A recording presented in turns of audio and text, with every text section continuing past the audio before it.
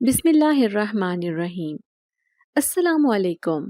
एक सास और बहू का रिश्ता ऐसा रिश्ता है कि इसमें अगर कोई एक तरफा लापरवाही और गफलत अपने रवैये में दिखाना शुरू करता है तो इससे बेशुमार मसाइल का एक ना ख़त्म होने वाला सिलसिला शुरू हो जाता है, जिसमें लड़ाई झगड़े, आपसी रंजिशें, नाइत्तफाकियाँ, चालसाजी, बेएतबारी और मार पीट का सिलसिला, ये सब माशरे के वो नासूर नताइज हैं जो ऐसे बुरे रवैयों की वजह से जन्म लेते हैं।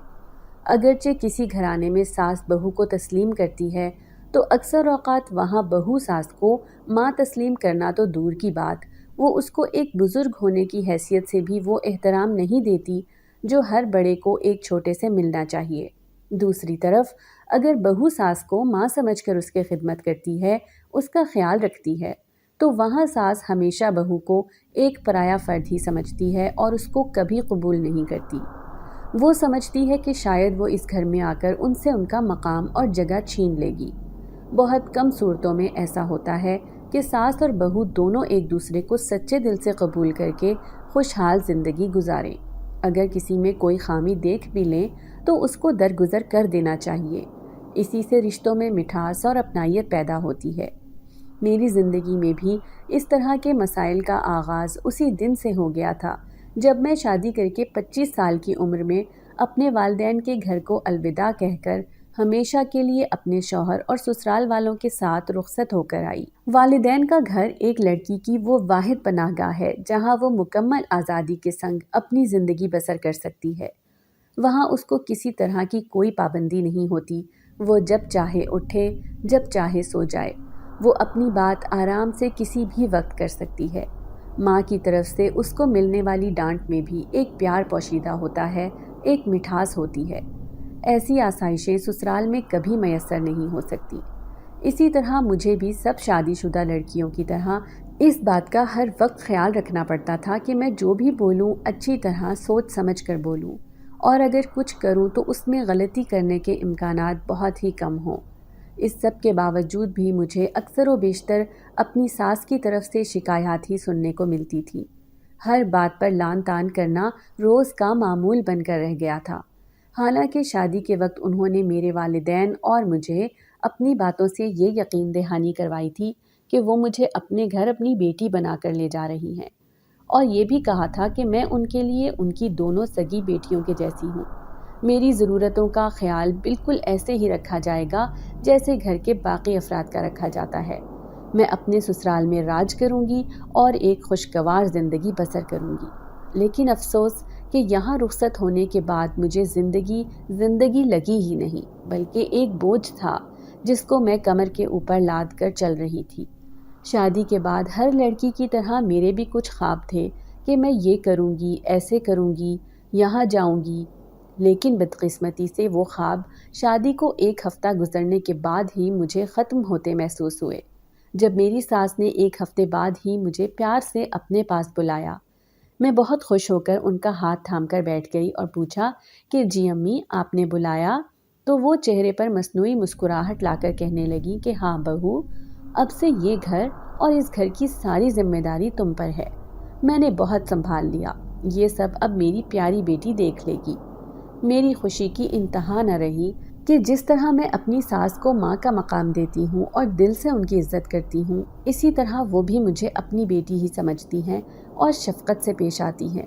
खुशी से मेरी आंखों में आंसू आ गए थे, लेकिन मैं अनजान थी उन सारी साजिशों और मसाइल से जो आगे जाकर मेरी ज़िंदगी दर्दनाक करने वाले थे। मैं अपनी सास की आंखों में छुपी वो तंजिया और शैतानी मंसूबों और इरादों से नावाकिफ़ थी। वक्त अभी मुझ पर अपने पर्दे खोलने वाला था, जब घर की सारी जिम्मेदारी आने का मतलब हरगिज़ ये नहीं था कि पूरे घर की बागडोर मेरे हाथ में आ गई थी, बल्कि इसका मतलब ये था कि पूरे घर के कामकाज मेरी जिम्मेदारी थे। इसमें सुबह, दोपहर और रात का खाना, पूरे घर की साफ़ सफाई, कपड़े धोना, बर्तन धोना और तो और राशन लाना भी शामिल था। घर में कुल मिलाकर मुझ समेत 7 अफराद रहते थे, जिनमें मैं, मेरे शौहर, मेरे सास ससुर, 2 नंदें और 1 देवर शामिल था। ये सब कामकाज मुझसे करवाने का मकसद ये था کہ مجھے کام کاج کے علاوہ اتنی فرصت ہی نہ ملے کہ میں اس گھر پر راج کرنے یا یہاں پر حکمرانی کرنے کا خیال اپنے ذہن میں لا سکوں۔ یہ ایک انتہائی درجے کی پست ذہنیت رکھنے والے انسان کی سوچ تھی جس سے میں کافی عرصے تک بے خبر رہی۔ میں تمام کام بخوبی انجام دے رہی تھی اور ٹھیک میری ساس کی سوچ کے مطابق مجھے اتنی فرصت بھی نہیں ملتی تھی کہ 2 گھڑی آرام کر لیتی۔ رات کو دیر سے برتن دھونے کے بعد جب میں فارغ ہو کر بستر پر لیٹتی تو پورا جسم تھکاوٹ سے چور ہوتا تھا۔ اسی طرح آیت الکرسی پڑھ کر میں نیند کی وادیوں میں چلی جاتی۔ دن بدن میری ساس کی طرف سے مجھے میرے کام کو لے کر شکایات بڑھتی جا رہی تھی۔ ہر بات میں لان تان ان کا معمول ہوتا جا رہا تھا۔ میں جب بھی کوئی کام کرتی تو وہ کوئی نہ کوئی خامی نکال کر اس پر بہت اعتراض کرتی اور یہ اعتراض آہستہ آہستہ میری تربیت پر جانے لگا۔ مجھے اس بات کے طعنے ملنے لگے کہ میں کچھ بھی اپنے والدین کے گھر سے سیکھ کر نہیں آئی۔ میں ان کے آگے کچھ نہ کہتی کیونکہ میں سمجھتی تھی کہ وہ بڑی ہیں اور ان کا کام ہے مجھے سکھانا اور صحیح غلط کا فرق بتانا۔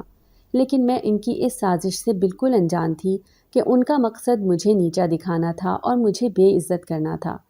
میرے شوہر نے ایک مرتبہ امی سے کہا کہ امی، اپنی بہو پر آپ نے کچھ زیادہ ہی ذمہ داریاں ڈال دی ہیں، کچھ چھوٹے موٹے کام 2 بیٹیوں سے بھی کروا لیا کریں۔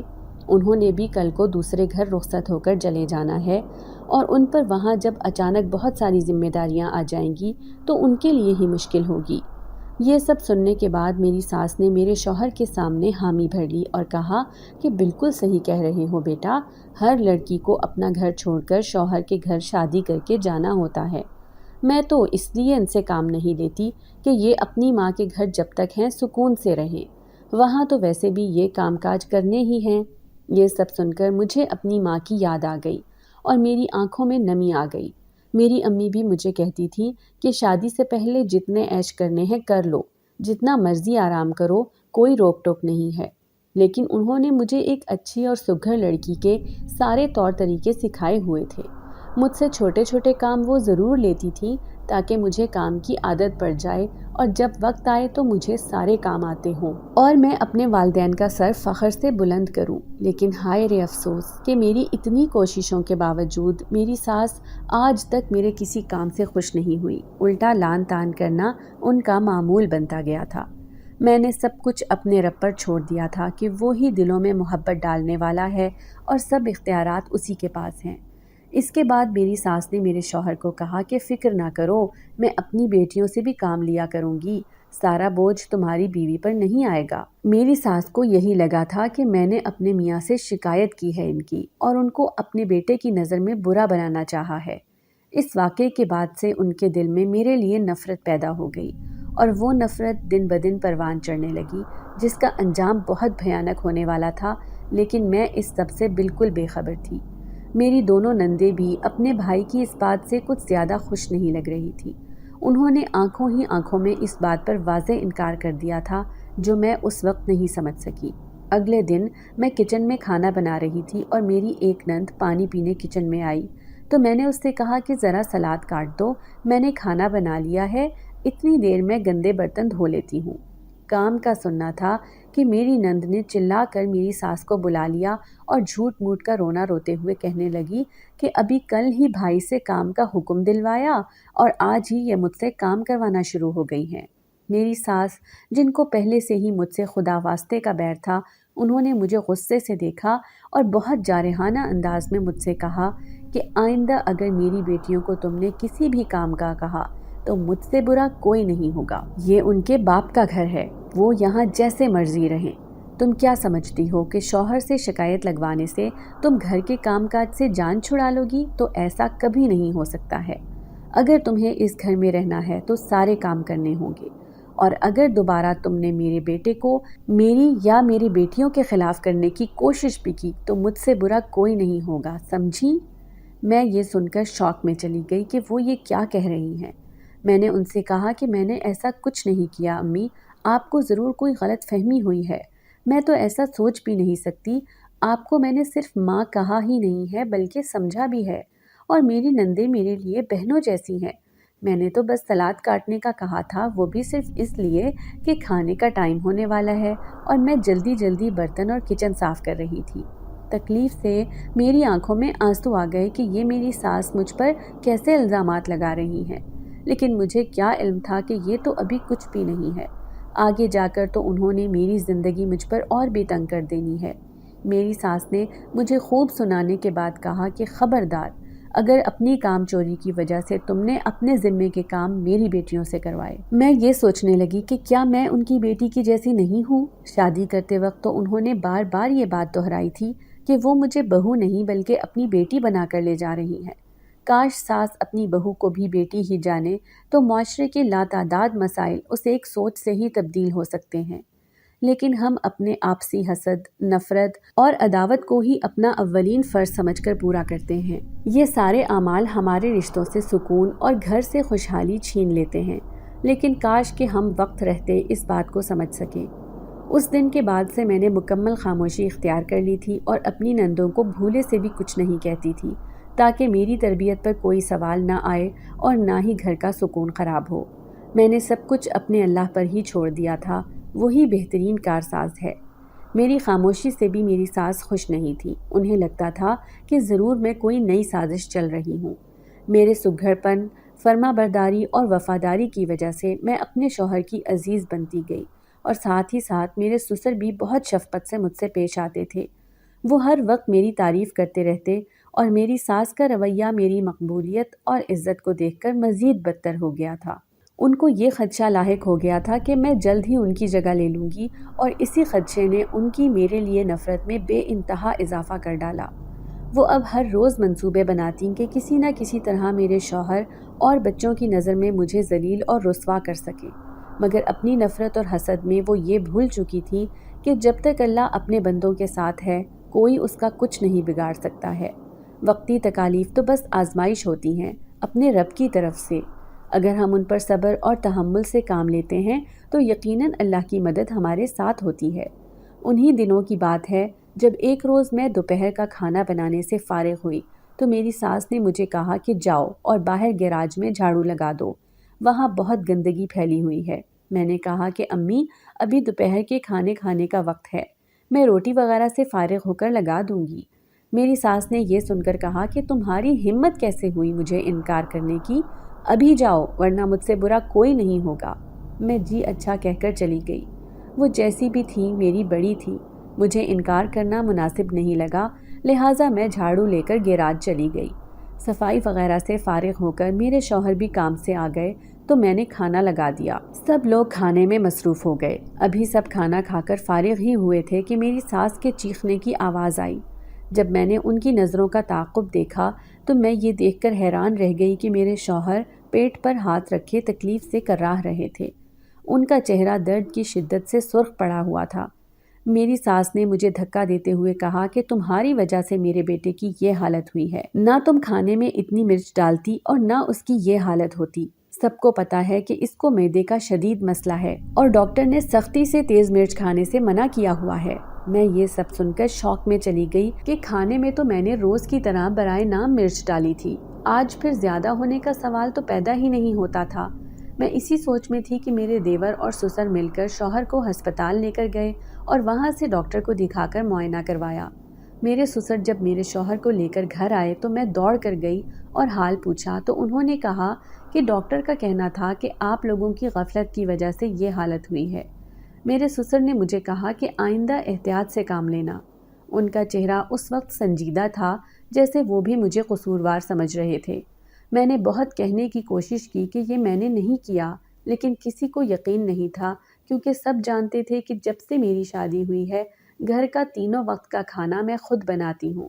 اسی وجہ سے سب سمجھے تھے کہ یہ میری ہی لاپرواہی کی وجہ سے ہوا ہے۔ یہاں تک کہ میرے شوہر جو مجھ پر بھروسہ کرتے تھے انہیں بھی لگا کہ میں ہی غلط ہوں۔ ان کی آنکھوں میں اپنے لیے بے اعتباری دیکھ کر میرے دل میں ٹیس اٹھی اور آنکھیں نم ہو گئی تھی، حالانکہ وہ بس تکلیف کی وجہ سے ایسا کہہ گئے تھے۔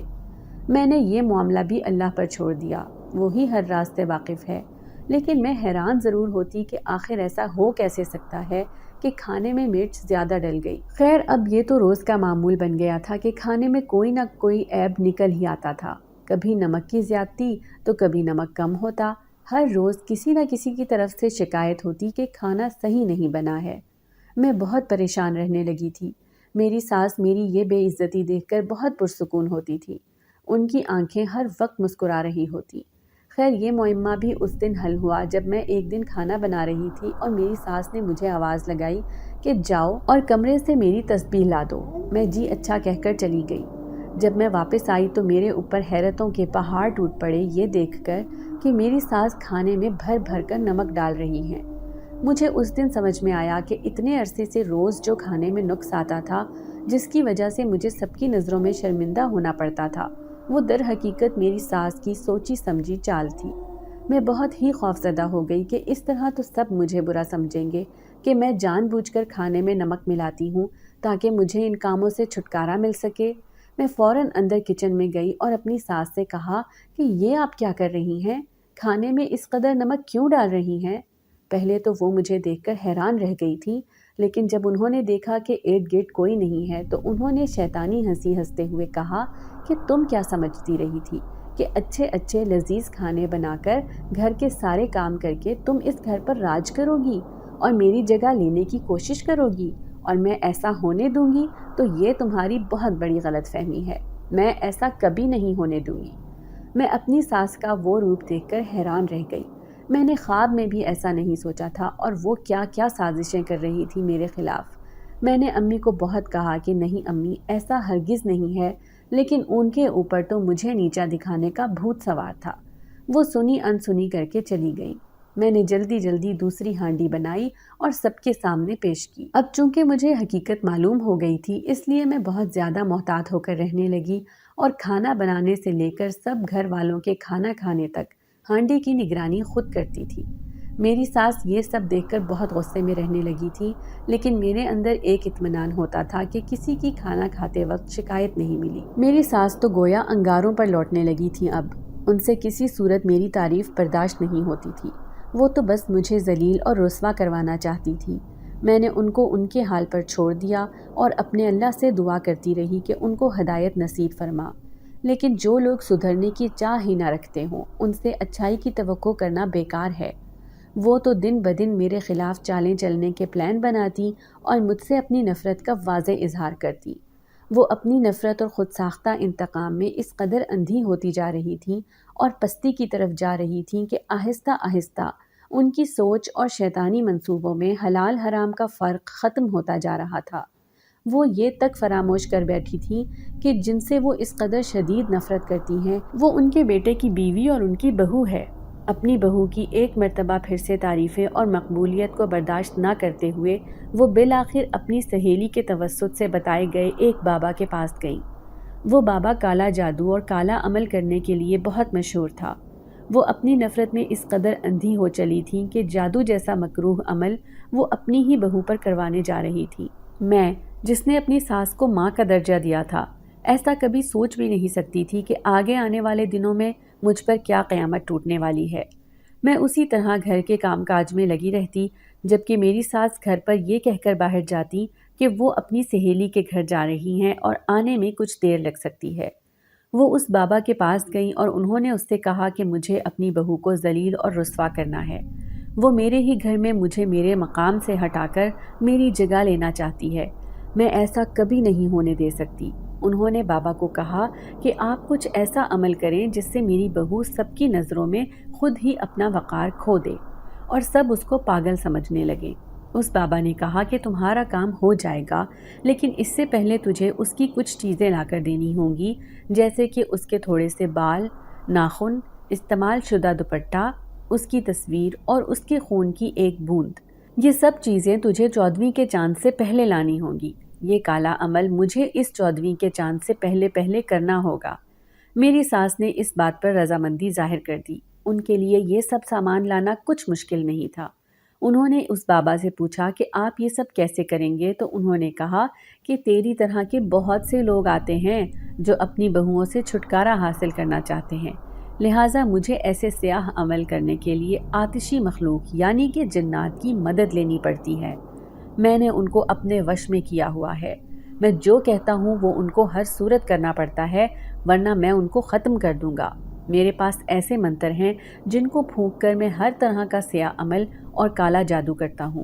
تو بے فکر ہو جا اب، میری ساس یہ سب سن کر باغ باغ ہو گئی اور چند اور باتیں کر کے واپس گھر آ گئی۔ جب وہ واپس آئیں تو بڑی خوش دکھائی دے رہی تھی۔ میرے لیے یہ بات بہت حیرت انگیز تھی کہ وہ مجھے مسکرا کر دیکھ رہی تھی، لیکن میں صدا کی معصوم لڑکی جو بس پیار کرنا اور بانٹنا جانتی تھی، ان کی مسکراہٹ میں چھپی حیوانیت نہ سمجھ سکی اور خوش ہو گئی کہ شاید ان کو ہدایت مل گئی ہے اور انہوں نے مجھے دل سے قبول کر لیا ہے۔ اگلے دن جب میں گھر کا راشن لینے کی غرض سے بازار گئی تو میری ساس کو یہ موقع بالکل مناسب لگا اپنی کارروائی انجام دینے کے لیے۔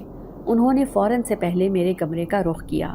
میرے شوہر تو کام پر گئے تھے تو کمرہ خالی تھا۔ انہوں نے سب سے پہلے میری الماری کھول کر اس میں سے میرا ایک استعمال شدہ دوپٹہ لیا اور اپنے پاس رکھ لیا۔ پھر ان کا رخ سنگھار میز کی جانب تھا۔ وہاں پر میری کنگھی پڑی تھی جس میں میرے چند بال الجھے ہوئے تھے۔ بال دیکھ کر ان کی آنکھیں یوں چمکیں گویا ان کے ہاتھ کوئی خزانہ آ گیا ہو۔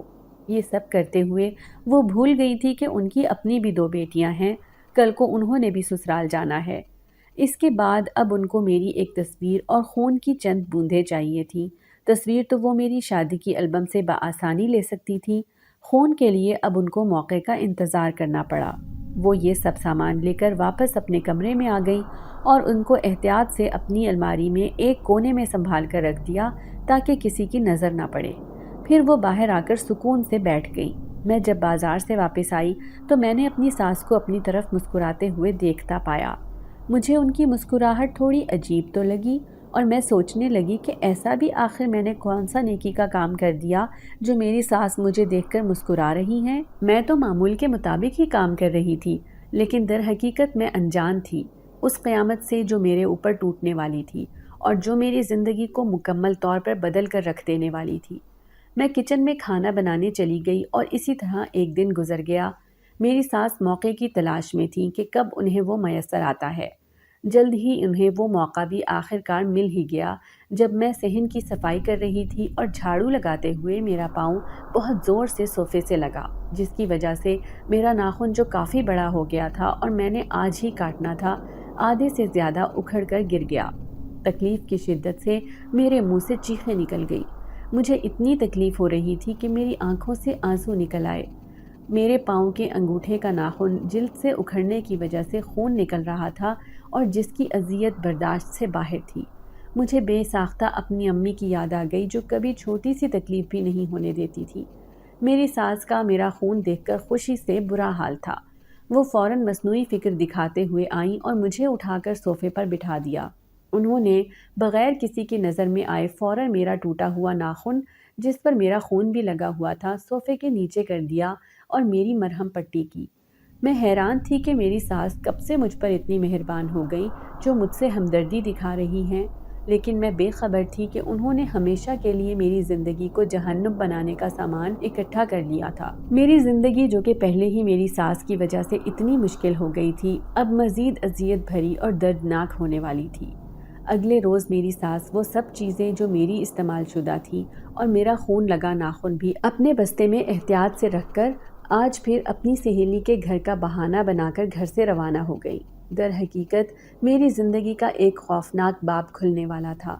میری زندگی پر ایک ایسا کالا سایہ منڈلانے والا تھا جو میری زندگی کو تباہ کر دینے والا تھا اور مجھے ذہنی مریض بنا کر رکھ دینے والا تھا۔ میری ساس اس بابا کے پاس گئی اور وہ چیزیں اس کو دے دیں۔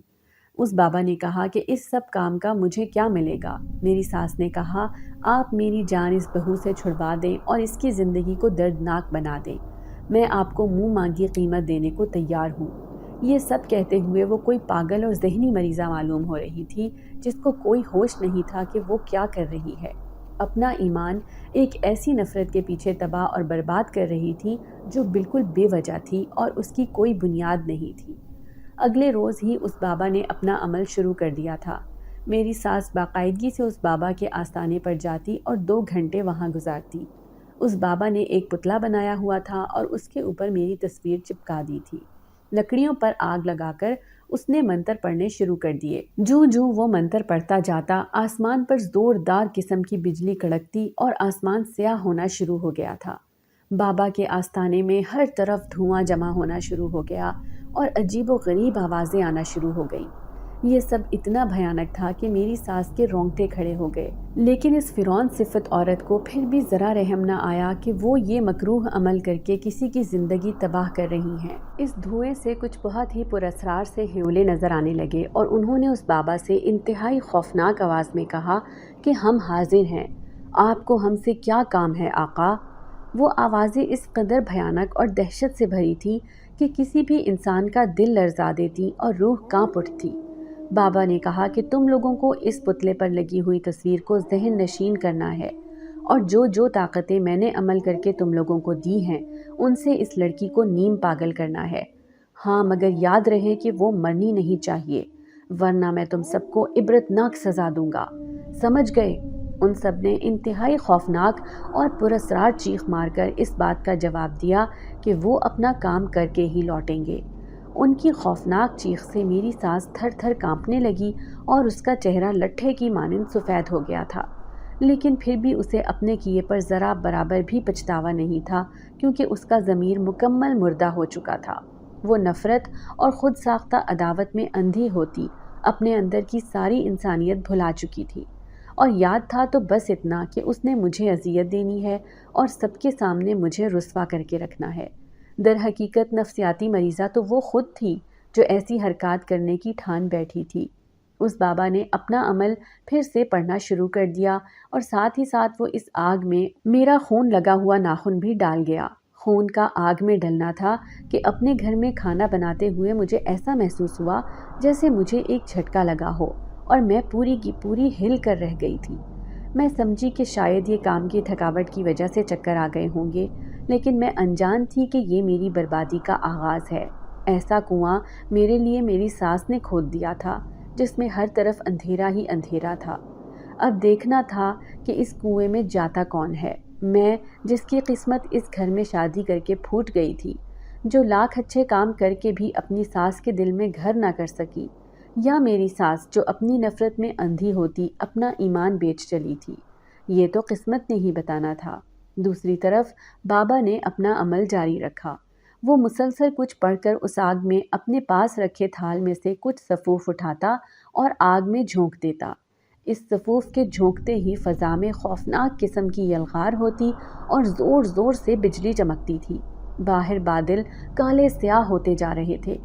یہ سیاہی تو اب میری زندگی میں پڑنے والی تھی اور ڈالنے والے بھی میری اپنی ساس تھی۔ میں کام ختم کر کے اپنے کمرے میں آ گئی کیونکہ مجھے کچھ بے چینی سی محسوس ہو رہی تھی، اس لیے آرام کی خاطر میں کچھ دیر لیٹ گئی۔ دوسری طرف اس بابا نے اب کچھ اپنے ہاتھ میں لیا اور اس پر پڑھ کر پھونکنا شروع کر دیا۔ اس کے پاس کالے رنگ کا پانی پڑا تھا، اس نے وہ چیز اس کالے پانی میں ڈال دی اور مسلسل کچھ منتر پڑھنے لگا۔ وہ منتر اس قدر طاقتور تھے کہ ہر طرف گرمی بڑھنے لگی اور دروازے اور کھڑکیاں اپنے آپ کھولنے اور بند ہونے لگے۔ یہ منظر اس قدر خوفناک تھا کہ میری ساس کو سانپ سونگھ گیا تھا، وہ تھر تھر کانپنے لگی تھی۔ اس کے بعد اس بابا نے ایک چیز اس کالے پانی میں سے نکالی اور اس پتلے کے ایک بازو میں آہستہ آہستہ کھوانے لگا۔ اس کی زبان مسلسل منتر پڑھنے کا کام کر رہی تھی، جبکہ اس کا وہ چیز ڈالنا ہی تھا کہ میرے ایک پورے بازو میں زوردار قسم کا درد ہوا۔ ایسے لگ رہا تھا کسی نے میرے بازو میں گرم لوہے کی سلاخ ڈال دی ہو۔ شدت تکلیف کی وجہ سے میری چیخیں نکل گئیں، لیکن حیرت انگیز طور پر کوئی میری چیخیں سن کر اوپر نہیں آیا۔ ایسے لگتا تھا جیسے کسی پراسرار اور اندیکھی طاقت کی وجہ سے میری آواز کوئی نہیں سن سکتا تھا۔ میری آنکھوں میں آنسو آنے لگے۔ میں اسی جگہ زمین پر بیٹھتی چلی گئی اور اذیت کی وجہ سے رونے لگی، لیکن کوئی میری مدد کو نہیں آیا۔ دوسری طرف اس بابا نے منتر پڑھنا جاری رکھا۔ وہ اتنا ظالم اور کافر انسان تھا جو انسان کہنے کا حق بھی کھو چکا تھا۔ محض پیسوں کی خاطر وہ مجھ جیسی نہ جانے کتنی لڑکیوں کی زندگی خراب کر چکا تھا اور اپنے لیے اپنے ہاتھوں سے جہنم کی آگ تیار کر رہا تھا، جس میں قیامت کے روز اس کو پھینک دیا جائے گا اور وہ ہمیشہ جلتا رہے گا، بالکل اسی طرح جس طرح وہ معصوم انسانوں کو اس دنیا میں اپنے جادو کی طاقت سے جلاتا تھا۔ اس دن نہ تو کوئی جادو کام آئے گا اور نہ ہی کوئی اندیکھی اور جناتی مخلوق کی طاقت ساتھ دے گی۔ اس دن صرف ایک ذات کا حکم چلے گا جو واحد ہے اور جس کا کوئی شریک نہیں، وہی تمام جہانوں کا خالق اور مالک ہے۔ کچھ دیر منتر پڑھنے کے بعد بابا رک گیا और उस पुतले को एक तरफ आराम से रख दिया। उसने मेरी सास को कहा कि आज के लिए इतना अमल काफ़ी है, वरना वो लड़की यानी कि मैं मर भी सकती हूँ। मेरी सास ने कहा ठीक है और उठकर घर के लिए रवाना हो गई। वो जब घर में आई तो मैं अपने कमरे में थी। मेरी बाजू में अब भी दर्द था, लेकिन पहले से कम था। जब मैंने आस्तीन ऊपर करके देखा तो मेरी हैरत की इंतहा न रही, क्योंकि मेरे बाजू पर काले रंग का निशान बना हुआ था। मैं बहुत डर गई कि ये कब और कहाँ से आया। कहीं मुझे वो तकलीफ़ इसकी वजह से तो नहीं हुई।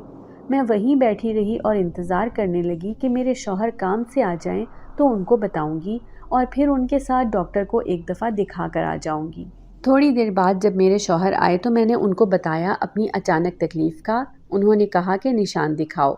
मेरी हैरत की इंतहा न रही जब मैंने आस्तीन ऊपर किया तो वो बिल्कुल साफ था और उस पर कोई निशान नहीं था। मैं बिल्कुल हैरान रह गई कि ऐसा कैसे हो सकता है। अभी तक तो काला स्याह निशान था और अब बिल्कुल गायब है।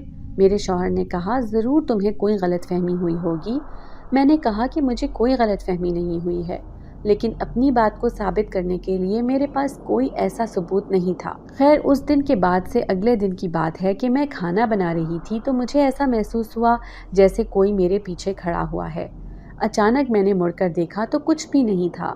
मैं अपना वहम समझकर काम में मगन हो गई। थोड़ी देर बाद मुझे मेरे कान के करीब एक सरगोशी नुमा आवाज़ आई कि बचाओ। मैं इस पुरस्कार आवाज़ से बेहद खौफजदा हो गई। जो ही मैंने मुड़कर इधर उधर देखा तो कोई नहीं था किचन में मेरे अलावा। मैं ये समझने से कासिर थी कि आखिर ये मेरा वहम है या कुछ और, लेकिन कुछ समझ नहीं आया। इस तरह की पुरस्कार और अनदेखी सरगोशियाँ सारा दिन मुझे सुनाई देती रहीं और मैं इस सब से बहुत डर चुकी थी। रात को जब मैंने अपने शौहर को बताया कि मुझे सारा दिन ऐसा महसूस हुआ जैसे कोई मुसलसल मेरे साथ साए की तरह है और अजीब सरगोशी नुमा पुरस्कार आवाज़ें आती रही हैं कि बचाओ बचाओ, खौफ मेरे चेहरे से वाज़े नज़र आ रहा था। लेकिन मेरे शौहर ने हंसते हुए कहा कि पगली, तुम सारा सारा दिन कामों में लगी रहती हो तो थकावट की वजह से ऐसा होता होगा, और कोई बात नहीं, आराम करो और सो जाओ। मैंने खामोशी इख्तियार कर ली कि क्या पता वाकई में थकावट की वजह से ऐसा हो। 2 दिन बाद मेरी सास फिर से उस आस्ताने गई और बाबा से कहा कि आप कब अपना काम पूरा करेंगे। मेरी बहू तो उसी तरह खुशहाल है। बाबा ने कहा, तू फिक्र ना कर, मेरे पुरस्कार और दहशतनाक मौक्किल अपने काम में मसरूफ़ हैं। आज बाकी का स्याह अमल करना है। बाबा ने फिर से उस लकड़ी में आग लगाई और मंत्र पढ़ना शुरू कर दिया। अमल का शुरू होना था कि एक मर्तबा फिर वो खौफनाक और पुरस्कार ताकतें ज़ाहिर हुई। हर तरफ स्याह रंग आसमान पर फैलने लगा। खिड़कियां और दरवाजे आज पहले से ज़्यादा ताकत से खुलने और बंद होने लगे और फ़ज़ा एक बार फिर से गूंज उठी। दिल दहला देने वाली आवाज़ें हर तरफ से आने लगीं। आज का अमल कल से ज़्यादा ताकतवर और मेरे लिए अज़ियत से भरा और क़यामत ख़ेज़ था। मैं उस वक्त अपने बिस्तर पर आराम से सो रही थी। दूसरी तरफ बाबा मंत्र पढ़ता हुआ मेरे बाल, जो मेरी सास ने लाकर दिए थे, वो हाथ में लेकर उन पर एक अजीबो-गरीब धागा बांध रहा था। वो करने के बाद उसने वो बाल उस आग में फेंक दिए और अचानक आसमान पर बिजली चमकी। उस गरज चमक की आवाज़ इस कदर तेज़ थी कि कानों के पर्दे फाड़ रही थी। उन्होंने अपना अमल और तेज़ी के साथ करना शुरू कर दिया, क्योंकि उसमें 1 मिनट के लिए भी रुकना नहीं था, वरना अमल ज़ाया होने का खदशा लाहिक था, जो वो किसी सूरत नहीं ले सकते थे। मेरी आंख अचानक लगने वाले झटके से खुली। मुझे लगा कि मेरे शौहर ने मुझे जगाया है, लेकिन वो सो रहे थे क्योंकि आज इतवार था। मैं उठकर हाथ मुंह धोने बाथरूम चली गई। जूं ही मुंह धोने के लिए नलका खोला तो मैं खौफ के मारे चीख पड़ी, क्योंकि नलके में पानी की बजाय लाल रंग का मवाद आ रहा था। ऐसे लग रहा था जैसे किसी का खून हो। मेरी चीखें सुनकर मेरे शौहर ने आवाज़ लगाई कि क्या हुआ है तुम्हें, तुम ठीक तो हो? तो मेरे जवाब ना देने पर आकर उन्होंने देखा मैं तो बिल्कुल सही सलामत खड़ी थी। मैंने उनको नलके की तरफ इशारा करते हुए कहा कि खून। मेरी ज़बान खौफ की वजह से मेरा साथ नहीं दे रही थी। उन्होंने जब नलके की तरफ देखा तो उनको सब नॉर्मल लगा। मैंने जब दोबारा उस तरफ देखा तो अब भी खून ही आ रहा था। मैं खौफ से चिल्लाना शुरू हो गई थी। मेरे शौहर मुझे ऐसे देख रहे थे जैसे मैं पागल हूँ या मेरे दिमाग में कोई मसला हो। उन्होंने कहा, ऐसा कुछ नहीं है, بس تمہاری اپنی سوچ ہے جو دن بدن تم الٹا سیدھا سوچتی ہو، ویسا ہی تمہیں گمان ہوتا ہے۔ انہوں نے کہا کہ تم آرام کرو تو ٹھیک ہو جاؤ گے۔ اس کے بعد میں بیڈ پر بیٹھی۔ ابھی کچھ دیر ہی گزری تھی کہ مجھے اپنے شوہر کے سر پر ایک بڑی چمگادڑ اڑتی ہوئی نظر آئی۔ میں نے چیخ ماری کیونکہ مجھے چمگادڑ سے بہت ڈر لگتا تھا۔ ان کو اب حقیقت میں لگنے لگا تھا کہ میں کسی شدید دماغی مرض کا شکار ہو چکی ہوں، کیونکہ کمرے میں ان کو کوئی چمگادڑ ڈھونڈنے سے بھی نہیں ملی۔ دوسری طرف بابا نے وہ پتلا دوبارہ اپنے پاس کیا اور اس کو ہاتھ میں گھمایا۔ انہوں نے باقی کی چیزوں کو اس میں ڈالنا شروع کر دیا۔ جوں جوں وہ اس کو پتلے میں گھماتے جاتے، میرے پورے جسم میں ایسے لگتا تھا کسی نے گرم سیخیں ڈال دی ہوں۔ میں تکلیف کی شدت سے پوری قوت سے چلانے لگی، لیکن کوئی میری تکلیف سننے والا نہیں تھا، کیونکہ کسی تک میری آواز جا ہی نہیں رہی تھی۔ یہ سب اندیکھی سیاہ طاقتوں اور جناتی طاقتوں کی وجہ سے تھا۔ میرا تڑپنا کسی کو بھی نظر نہیں آتا تھا۔ مجھے یقین ہو گیا تھا کہ ضرور کوئی سایہ ہے۔ میں بے انتہا خوفزدہ ہو کر رہ گئی تھی۔ اس کے بعد اس بابا نے اپنا کالا جادو کرنے کا عمل جاری رکھا اور ہولناک منتر پڑھتا گیا۔ میری حالت خراب سے خراب تر ہوتی جا رہی تھی۔ مجھے کچھ سمجھ نہیں آ رہا تھا کہ کیا کروں اور کیا نہ کروں۔ میرے سوچنے سمجھنے کی صلاحیتیں ایسا لگتا تھا جیسے میں کھوتی جا رہی ہوں۔ میری بے بسی کا یہ عالم تھا کہ میری آواز کسی تک نہیں جا پاتی تھی، اور اگر میں کسی کو آنکھوں دیکھا حال بتا بھی دیتی تو وہ یقین کرنے سے ہی انکاری ہو جاتا اور مجھے پاگل سمجھنے لگ جاتا، جیسا کہ میرے اپنے شوہر نے مجھے سمجھنے کی کوشش ہی نہیں کی کہ کیا پتہ سچ میں میرے ساتھ کوئی پراسرار سایہ ہے جو مجھے تکلیف دینا چاہتا ہو۔ لیکن ہر کوئی مجھے ذہنی مریضہ کہہ رہا تھا۔ اب تو واقعی جس طریقے سے مجھے کچھ بھی سمجھ نہیں آتا تھا اور میری سوچنے سمجھنے کی قوت مفلوج ہوتی جا رہی تھی، مجھے بھی اپنا آپ پاگل ہی لگنے لگا۔ میرے حال سے صرف میرا رب واقف تھا جو تمام جہانوں کا مالک ہے۔ اس نے ہی مجھے طاقت دینی ہے اور مجھے اس سائے سے نجات دلانی ہے، لیکن ابھی میری آزمائش باقی تھی۔ دوسری طرف اس ظالم اور کافر بابا نے اپنا منتر جاری رکھا ہوا تھا، جس کی وجہ سے میں اپنے آپ میں نہ رہی اور بہکی بہکی باتیں کرتے ہوئے نیچے آ گئی۔ جب سب گھر والوں نے مجھے اس حال میں دیکھا تو سب کے سب لوگوں کو سانپ سونگھ گیا۔ ہر کوئی میری حالت دیکھ کر مجھ سے ڈرنے لگا اور دور بھاگنے لگا۔ ان کو لگتا تھا میں ان کو کوئی نقصان پہنچا دوں گی۔ مجھے ہر طرف سے پراسرار آوازیں آنا شروع ہو گئیں، اور پھر وہ آوازیں خوفناک چیخ و پکار میں بدلنے لگیں۔ ہر کوئی یہ سمجھ رہا تھا کہ میں پاگل ہو چکی ہوں۔ میری نندیں مجھ سے ڈر کر کمرے میں چھپی ہوئی تھیں۔ ان کا کہنا تھا کہ مجھے میری ماں کے گھر چھوڑ کر آیا جائے۔ مجھ سے سب کو خوف آتا تھا۔ میری ساس جب اس بابا کے آستانے سے واپس لوٹی تو مجھے دیکھ کر حیران ہونے کا ڈرامہ کرنے لگی کہ یہ مجھے کیا ہو گیا ہے۔ میرے شوہر نے جب ان کو ساری صورتحال سے آگاہ کیا تو وہ ہمدردی دکھانے کا ڈھونگ کرنے لگی کہ اتنی اچھی بچی کو نہ جانے کس کی نظر لگ گئی ہے۔ ان سب نے مل کر مشترکہ فیصلہ کیا کہ مجھے میرے والدین کے گھر چھوڑ دیا جائے۔ یہاں ہر کوئی ہی میری حالت سے خوف کھا رہا تھا، لہٰذا مجھے اسی دن امی ابو کے پاس بھیج دیا گیا۔ میری یہ حالت دیکھ کر میری ماں زار و قطار رونے لگی اور مجھے اپنے سینے سے لگا کر اپنی آغوش میں لے لیا۔ میں اپنے والدین کی اکلوتی اولاد تھی۔ واحد اولاد ہونے کی وجہ سے میرے سارے ناز اٹھائے گئے تھے۔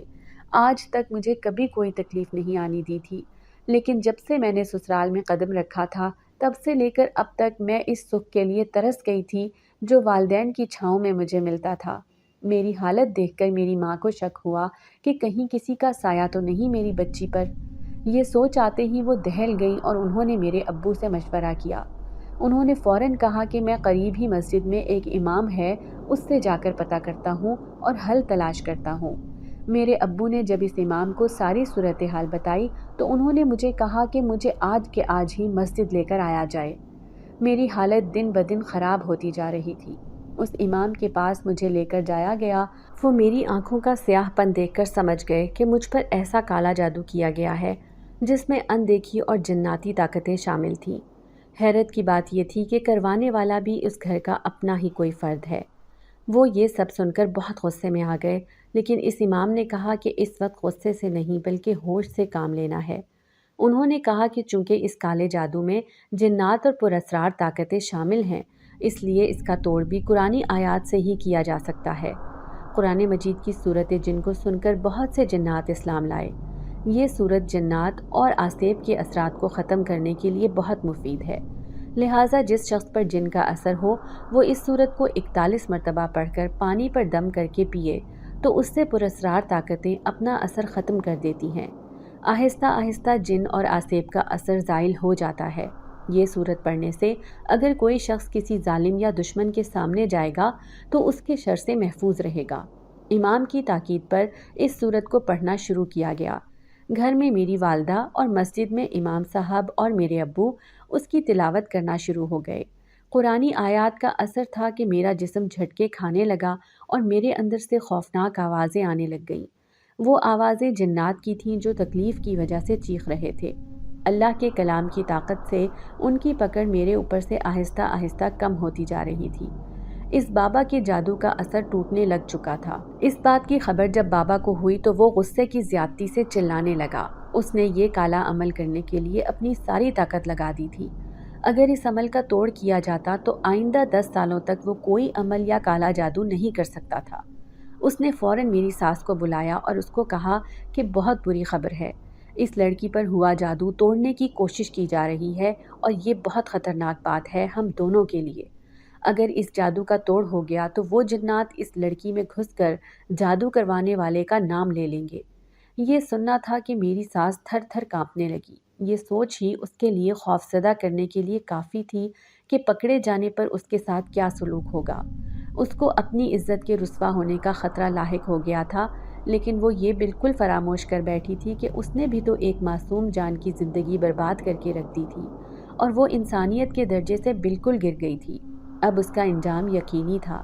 اس بابا نے کہا کہ اگر تم اس لڑکی کا کام تمام کر دو تو ہو سکتا ہے کہ ہماری جان بچ جائے، اس طرح سے تمہارا پردہ بھی رہے گا اور میری طاقتیں بھی ضائع نہیں ہوں گی۔ میری ساس کو جب پتہ چلا کہ میں آہستہ آہستہ ٹھیک ہوتی جا رہی ہوں اور اپنے ہوش میں آ رہی ہوں تو وہ نقلی ہمدردی اور محبت دکھا کر مجھ سے ملنے کے لیے آئیں اور میرے سر پر ہاتھ پھیرا۔ میری امی کے کمرے سے باہر جاتے ہی انہوں نے اپنا ہتھیار جو اپنے ساتھ لائی تھیں چھپا کر اس سے مجھ پر وار کرنا چاہا۔ ابھی ان کا ہاتھ ہوا میں ہی تھا کہ میری امی نے ان کا ہاتھ اپنے ہاتھ میں لیا اور انہیں گھما کر ایک زناٹے دار تھپڑ مارا۔ اس کے بعد پولیس کو بلوا کر ان کو جادو جیسے گناہ میں ملوث ہونے اور اپنی بہو پر قاتلانہ حملے کے جرم میں جیل ڈلوا دیا گیا۔ ان کے سارے بچوں کو ان کی حقیقت معلوم ہو گئی تھی اور ہر کوئی ان سے نفرت کرنے لگا۔ آج وہ عورت جو بلا وجہ مجھ سے نفرت کرتے نہیں تھکتی تھی، اب خود اپنے پورے خاندان کی نفرت اور حقارت جھیل رہی ہے۔ اگر آپ کو آج کی ہماری کہانی پسند آئی ہے تو اسے لائک کیجیے اور اپنے پیاروں کے ساتھ شیئر کیجیے، اور ہاں، اگر آپ نے ابھی تک ہمارا چینل سبسکرائب نہیں کیا تو ضرور کیجیے۔ ملتے ہیں کل ایک نئی اور دلچسپ کہانی کے ساتھ، تب تک کے لیے اللہ حافظ۔